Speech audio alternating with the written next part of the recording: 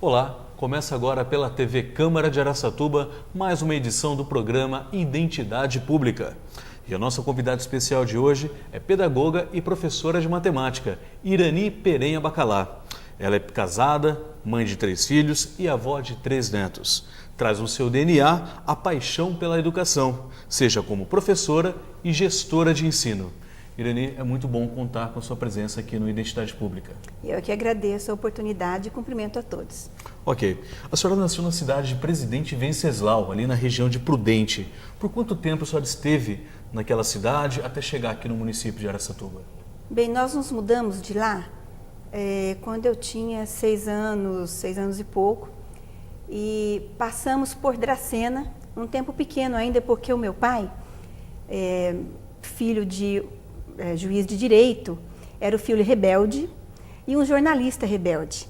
E naquela época, na época de ditadura, né, na época de... Mas vivia uma repressão muito grande. Uma repressão muito grande. Então, ele acabava tendo que se mudar muito rapidamente, porque ele exercia a profissão com uma verdadeira paixão e com a identidade dele. Esse perfil é que exigia que ele fizesse esse movimento. Então, passamos por Dracena, ficamos em torno de 6 meses e depois viemos para cá. Então, eu creio que com 7 anos, no máximo, eu já estava por aqui. A senhora veio de uma família numerosa? Não muito. Minha mãe com 5 irmãos, meu pai com 4. Eu tenho 13 irmãos. Nós não somos em número muito grande os mais próximos. Uhum.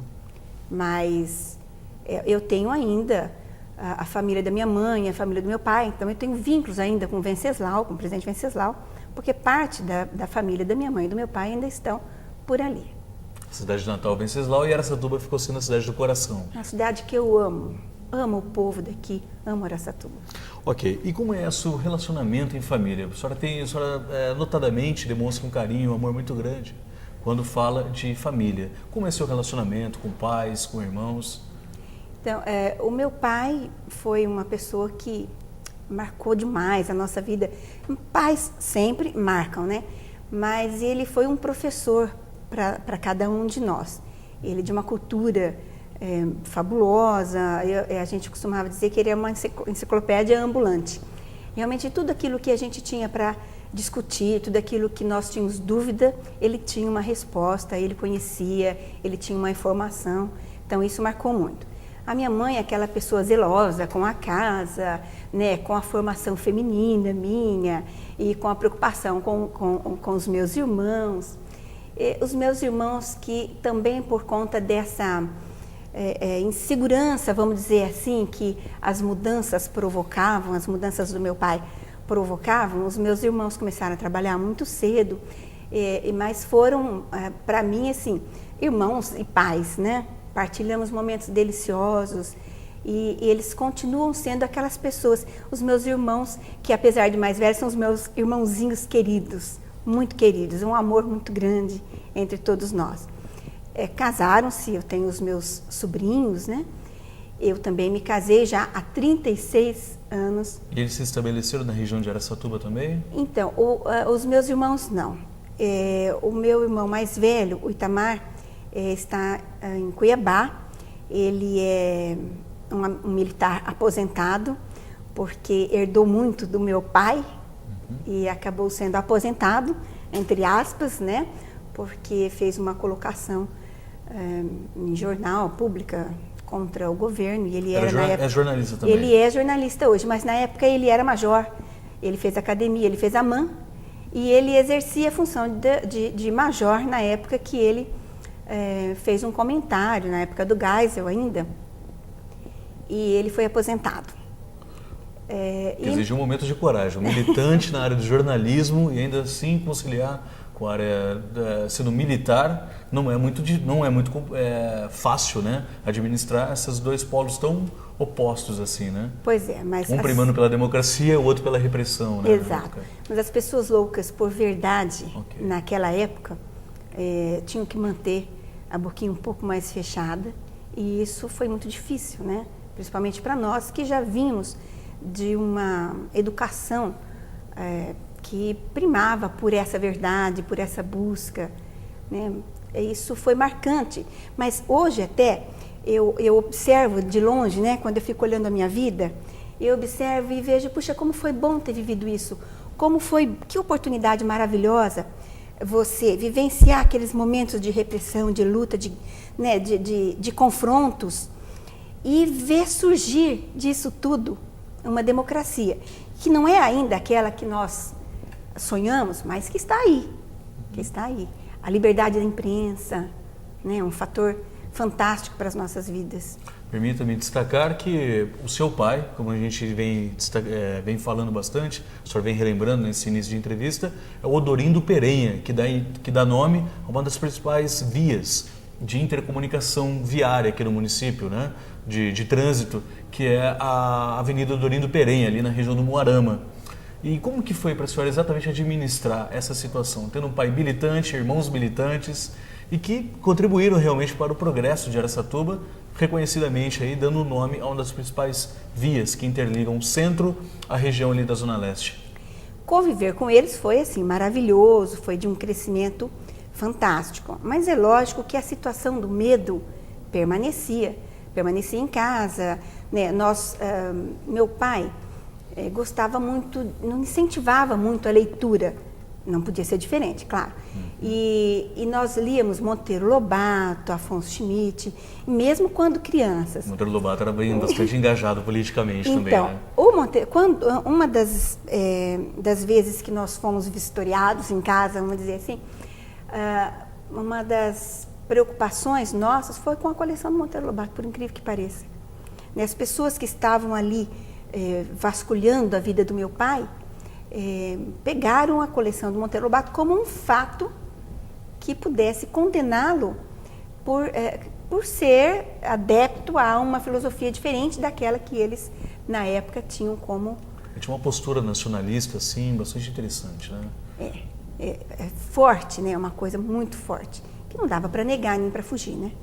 Quais as principais lembranças de infância, assim, das quais a senhora, esse convívio que a senhora tinha com os irmãos, aquilo que lhe traz mais à mente, assim, que chama mais a atenção? São muitas, né? Mas assim, algumas que marcaram realmente, porque eu era caçulinha, eles mais velhos, moleques, né? Com uma vivência diferenciada, mas a minha confiança neles era tão grande que tem um episódio para contar que eu não esqueço nunca. O meu irmão mais velho, Itamar, fez um paraquedas, né? E eu subi em cima da casa e pulei do paraquedas, quase morri. Mas assim, por sorte... A confiança fraternal, né? Exatamente. Isso prova, né, a confiança. Por sorte, era um gramado e que estava umedecido, amorteceu, mas mesmo assim, até hoje nós, quando nos reunimos, relembramos o fato. E essa confiança, ela permanece até hoje, né? Carregada do amor que existia e existe cada vez mais forte. Ok. A senhora tem uma história muito bonita com o IE, né? O Instituto Educacional Manuel Bento da Cruz, onde a senhora chegou a ser aluna e até mesmo se aposentou na direção dessa escola. Quais as principais lembranças que a senhora tem dessa época, como aluna principalmente? Bem, inicialmente, né? Realmente, o IE marcou muito a vida de muita gente aqui, né, de Araçatuba. Quem não passou pelo Instituto, né? Isso, quem não passou. E também aí eu acho um ponto de ligação muito forte para que me permita ficar do lado de fora observando a minha vida. Porque também no IE houve isso. Porque quando eu comecei no meu primeiro ano ali no IE e depois na sequência toda, nós fomos vendo uma mudança grande na educação. A educação era extremamente elitizada naquela época.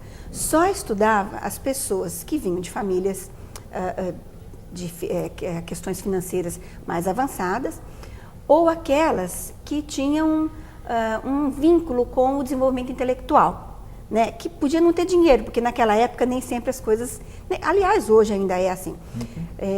Não quem tem dinheiro necessariamente tem um desenvolvimento intelectual maior. E eu, na época, por conta de ser filha de um jornalista, de uma pessoa que a educação, a formação era fundamental, eu fazia parte. Depois, quando voltei como diretora daquela escola, já foi muito diferente, porque a escola hoje já não é mais elitizada. Um um pouco ainda, mas nessa luta toda você consegue enxergar que a escola é para todos. Né? Então, você já vê uma escola um pouco mais democrática. Né? E aí observar isso foi muito interessante. E os episódios todos, os amigos, né? Aquela coisa de criança, de jovens, grandes amizades que perduram até hoje e a gente não se esquece. Né? Foi muito bom também estudar e trabalhar naquela escola maravilhosa. E também marcou muito esse final meu de carreira, que foi lá no IE. Porque eu fui muito feliz ali. O IE, não sei se todo mundo sabe, mas tem um grupo de professores fantástico. Um grupo excelente. E eles muito dispostos. E eu com muita vontade também, porque isso faz parte do meu perfil, ter sempre muita vontade de acertar. Não, isso não significa que acerto sempre, mas tem muita vontade. E aí, com esse grupo forte, com esse grupo de garra, nós fizemos um trabalho muito bom ali dentro do IE. Marcou também. E a qualidade dos professores realmente foi a marca registrada, né, do IE ao longo destes anos, desde a fundação dele aos dias de hoje, né, o corpo docente realmente fez a diferença e estimula esses estudantes até hoje a melhorarem os estudos, né? Isso, Até porque por ali passaram Fernandão de Almeida Prado, Exato. Dona Helena Guerreiro, Venturoli, Cidinha Baracate, né, o professor Sérgio Alves Pinto. Então a gente tem uma série de professores que realmente deu um renascimento educacional muito grande. Né? Isso, foram a base de tudo. Né? Eu fui aluna de todos esses que você comenta. Né? E sinto um orgulho muito forte por isso. Ok. O Identidade Pública de hoje traz como convidada especial a professora, pedagoga Irani Perenha Bacalá. Neste primeiro bloco, nós conversamos sobre aspectos ligados à sua história de vida, sua história profissional, e no segundo bloco vamos abordar as questões relacionadas à educação, tendo em vista que a nossa entrevistada também é uma gestora no ensino. Eu volto logo logo.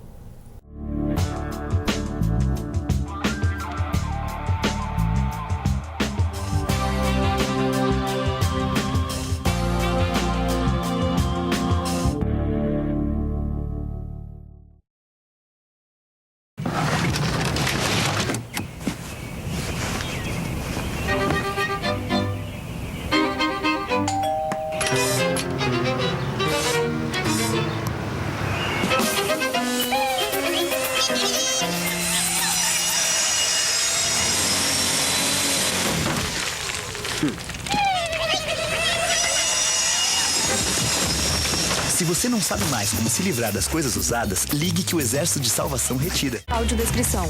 Eu não sou diferente de ninguém. Quase todo mundo faz assim. Eu me viro bem melhor quando tá mais pra bom que pra ruim. Não quero causar impacto, Nem tampouco sensação. O que eu digo é muito exato. É o que cabe na canção. Eu não sei viver triste sozinho. É a minha condição. Iguais na diferença. Campanha pela inclusão das pessoas com deficiência.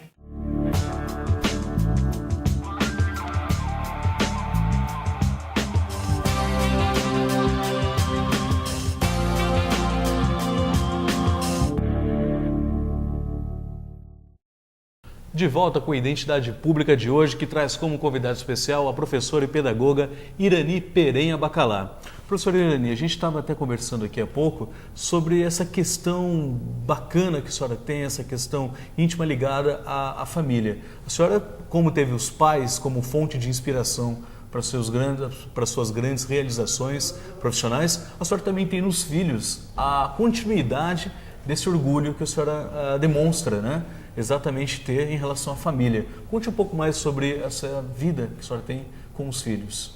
São 13, é isso? Isso, são 3 filhos. Todos nascidos em Araçatuba? Os 3 nasceram. Meu marido é nascido aqui em Araçatuba. Meu marido, uma pessoa, um companheiro maravilhoso. E os meus filhos, eu sou uma pessoa muito feliz, né? Nas minhas ações e naquilo que Deus me dá mesmo. 3 filhos espetaculares.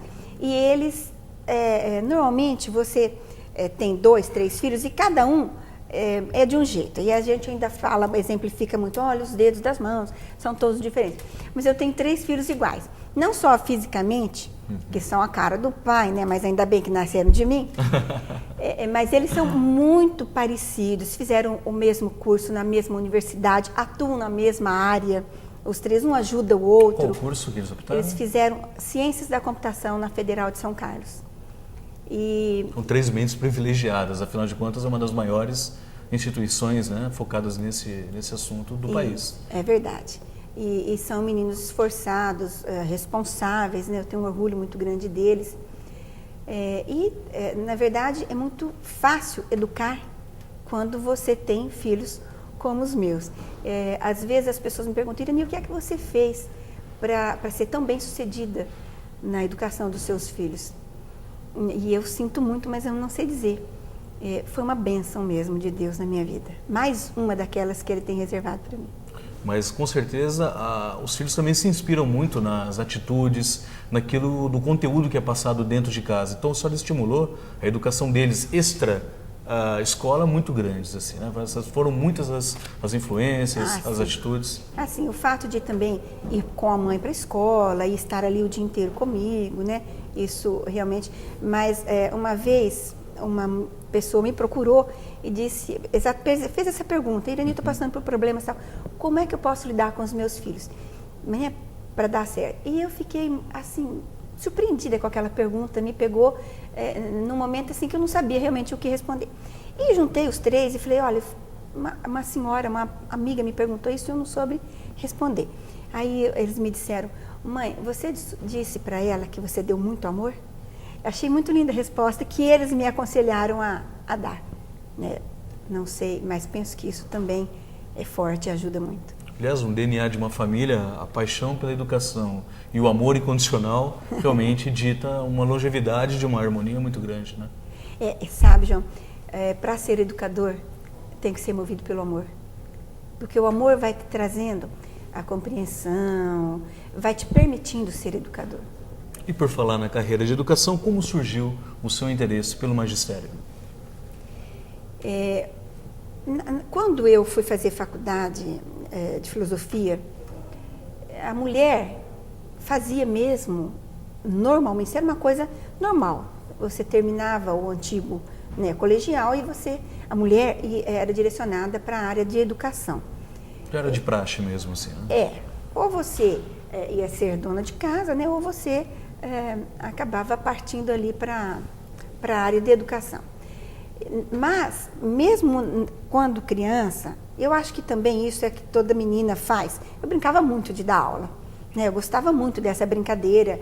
E se eu não tinha as coleguinhas para sentar nas carteiras, eu colocava ali mamão, né? As outras coisas.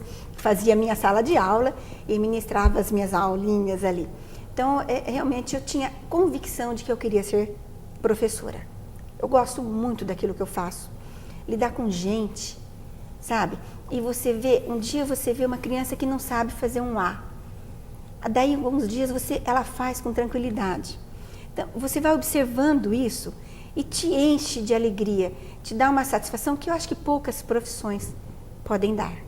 E a maior retribuição que a senhora tem disso, qual é exatamente? Não é pelo contra-cheque, não é pelo olerite, exatamente pelo quê? Ser professor, o que representa para a senhora? É a realização pessoal, não só profissional, mas pessoal. Esses dias eu recebi uma revistinha de presente de um aluninho que chama Rafael Baroni.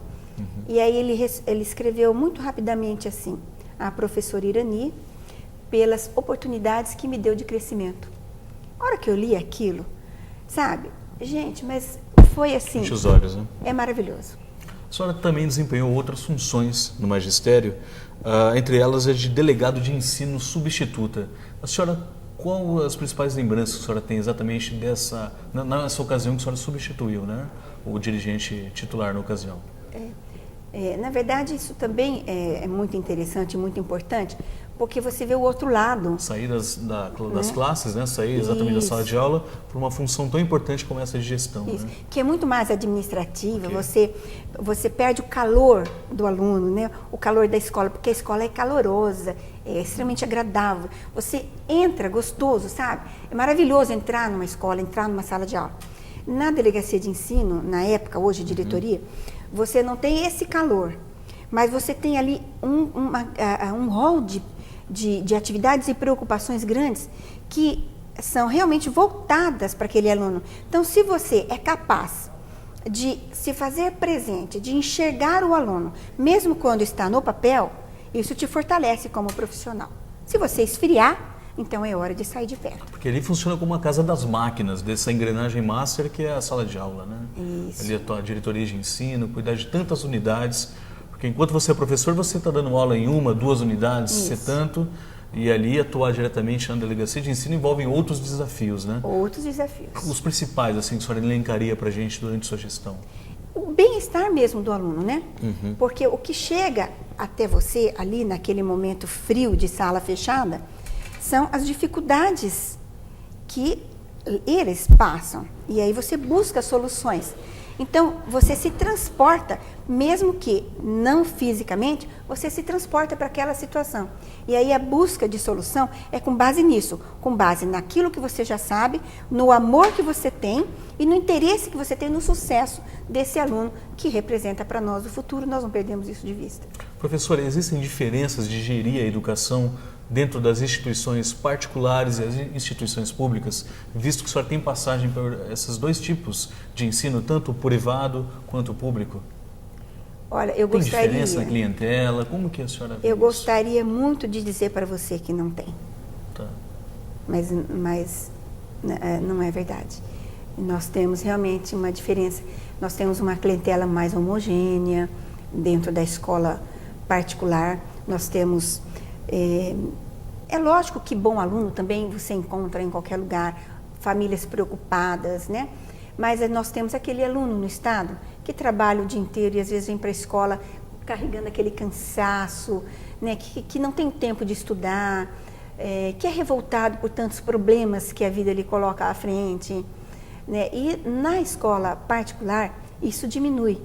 Então, você... Geralmente o aluno só tem a escola para frequentar, escola né? Isso, exatamente. Então, isso facilita. Okay. E os recursos também. Porque, às vezes, você tem recursos numa escola particular, numa escola pública, aliás, mas não tem elemento humano para estar trabalhando aquele recurso, sabe? Por exemplo, você tem uma sala de computação, mas você não tem todo um recurso humano que você precisaria para estar fazendo aquele trabalho, né? E na escola particular, você consegue as duas coisas.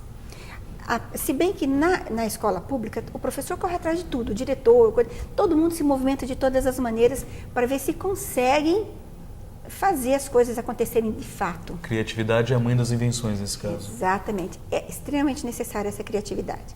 Agora, na escola particular, você conta com mais recurso. E uma coisa que também é doído de dizer, eu vou dizer para você, e eu estendo, né?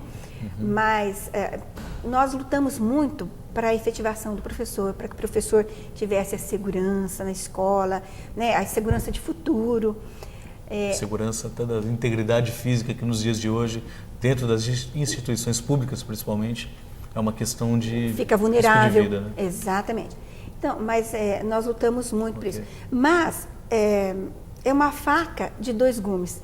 Porque quando você coloca um professor que não tem um perfil de educador dentro de uma escola pública e não pode dispensá-lo por N fatores, você acaba prejudicando o aluno. Na escola particular isso não ocorre. O professor é contratado, ele vai bem, muito bem, obrigado. Ele não vai bem, tchau, eu arrumo outro. Né? Então isso também pode fazer diferença. Não que isso... por isso que eu disse que é uma faca de dois gumes. Okay. Porque não dá para você tirar a segurança desse professor da escola pública. Como é que ele pode trabalhar sem ter segurança de estar ali amanhã? Mas também ele não pode acomodar, porque ele vai continuar ali. E essa segurança maior, o professor da rede particular não tem. Muito forte, ele não tem. Ele sabe que ele, se não atuar de maneira forte, que renda, que o aluno aprenda, porque o nosso objetivo é esse. Tem um pensamento que eu acho fundamental. O que é que o professor tem que fazer? Ensinar. Só que para ele ensinar, ele precisa que alguém aprenda. Né? Então, ele só vai realizar a função dele, de professor, se ele conseguir que o aluno aprenda. Então, não adianta ser professor, olha, eu sou professor, eu ensinei. Como eu ensinei? Eu ensinei se o aluno aprendeu. Se não, todo o trabalho que eu fiz, todo o esforço físico, todo o empenho, não valeu a pena. Por isso que o professor tem que estar constantemente estudando, tem que estar usando recursos diferenciados, tem que tentar, de alguma maneira, atingir a todos os seus alunos, para que ele realmente ensine. E a responsabilidade do gestor para manter essa força motivacional é muito grande. É muito grande, é muito grande. E você, às vezes, até se indispõe com alguns professores, porque são as visões, a experiência que eu tenho, né? Então, às vezes, acabam provocando essa maneira que eu digo que é incomodar o professor. Mas é para o bem dele e para o bem do aluno. E eu não posso recuar por receio de perder um colega. Eu tenho que indicar. Eu digo muito maior do que isso. Eu digo para os nossos professores lá no COC, olha, vocês têm que me ver como mãe. Mãe, às vezes, senta no colo, agrada, beija, mas às vezes puxa a orelha, às vezes dá uns tapinhas. Né? Então, é essa visão que eu quero que eles tenham. Porque se eles estiverem bem, se eles forem bem orientados, competentes já são. Se forem bem orientados, se estiverem num clima agradável, num clima bom, vai repercutir no meu aluno, que é o meu foco principal. Resumidamente, nosso tempo ainda é curto. Como educadora, se a senhora fizer uma autoavaliação hoje, neste momento, há ainda muito por se fazer ou já é possível se satisfazer com tudo aquilo que a senhora já conquistou nessa longevidade como educadora? Eu posso dizer que eu tenho só uma experiência grande, mas eu tenho muito a aprender. Eu tenho muito. Aquela música Eterno Aprendiz é muito verdadeira na minha vida. Por isso que até hoje eu estou estudando. Estou fazendo agora uma outra pós-graduação. Nunca para, nunca cessa o tempo de preparação? Não dá para parar. Não dá para parar até porque o aluno é muito diferente. Okay. De uma semana, de um ano, né, muda muito. Outro dia uma menina perguntou para mim, uma menina de 9º ano, ô Irani, você está falando em inflação? O que é inflação? Eu falei, meu Deus, passou tão rápido que a minha aluna não sabe o que é inflação.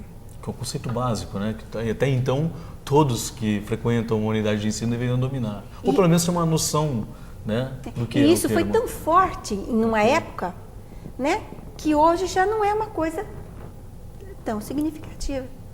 Então você vê como as coisas mudam. É só um exemplo. Como as coisas mudam demais. Então se o professor... Educação é versátil. Não é? Se o professor achar que ele sabe tudo, ele tem que sair. Ele tem que aposentar. Eu tenho um livro que eu escrevi, mas ainda não editei. Pronto, agora vai passar para mais uma revisão por conta da mudança de ortografia. E eu estou tendendo a colocar o título Aluno, ame-o ou deixe-o. Porque se você ama, se você tem esse interesse grande, você vai fazer tudo para que ele cresça, para que ele se desenvolva, para que ele tenha todas as habilidades, feliz inclusive. Ok, professora, foi um prazer recebê-lo aqui no nosso Identidade Pública. Eu que agradeço a oportunidade, um grande abraço a todos. O Identidade Pública de hoje recebeu como convidado especial a pedagoga e professora de matemática Irani Perenha Bacalá. Nós ficamos por aqui e até o próximo programa Identidade Pública.